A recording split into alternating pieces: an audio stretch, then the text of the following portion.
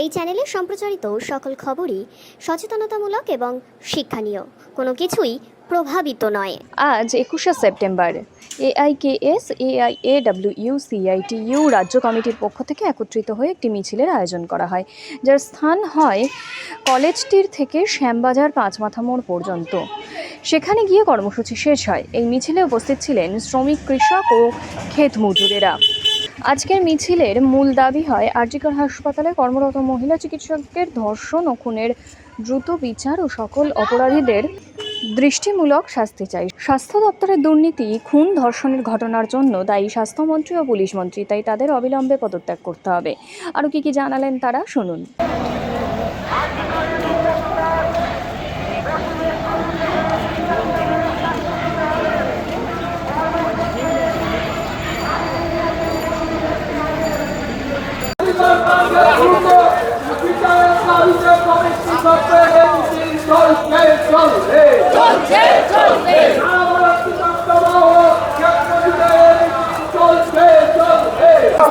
আরজিকর ঘটনার পূর্ণাঙ্গ তদন্ত, দোষীদের শাস্তি এবং স্বাস্থ্যমন্ত্রীকে কেন জেরা করা হবে না, এই দাবিতে আমাদের আজকে মিছিল।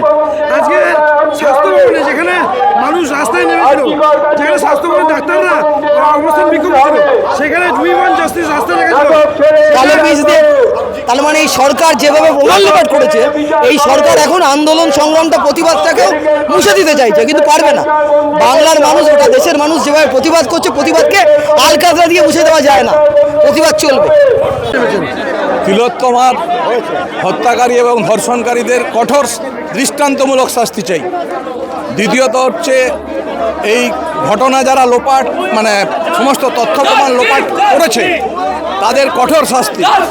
কলকাতা পুলিশ তার সাথে যুক্ত, আরজিকরের প্রশাসন তার সাথে যুক্ত, এবং রাজ্য সরকারের স্বাস্থ্য দপ্তর সর্বোচ্চ স্তর, পুলিশের সর্বোচ্চ স্তর, একেবারে স্বাস্থ্যমন্ত্রী থেকে আরম্ভ করে পুলিশ মন্ত্রী সবাই জড়িত।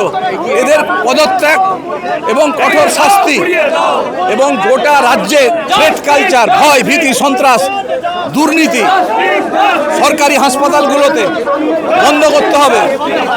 এই দাবিগুলোকে সামনে রেখে আজকে গ্রাম বাংলা, শহর, শ্রমিক কর্মচারীরা সবাই এখানে এসছে, মিছিল করছে। কৃষকরা এসছে, ক্ষেত মজুররা এসছে, কলকারখানার শ্রমিকরা এসছে, এবং আজকে সবাই রাস্তায় নেমেছে। আগামী দিনে আরো বড় মিছিল হবে, দ্রুত শাস্তি দিতে হবে এই দাবি। একটা বিষয় সেটা হচ্ছে আজকে থেকে জুনিয়র ডাক্তাররা কাজে যোগদান করলো। হ্যাঁ, আজকে থেকে জুনিয়র ডাক্তাররা কাজে যোগদান করলো। সেখানে দাঁড়িয়ে সল্লেগে আমরা রাস্তা উই ওয়ান্ট জাস্টিস লেগেছিল, সেখানে আলকাতরা দিয়ে মুছে দেওয়া হয়েছে। আলকাতরা দিয়ে মুছে দেওয়া হয়েছে।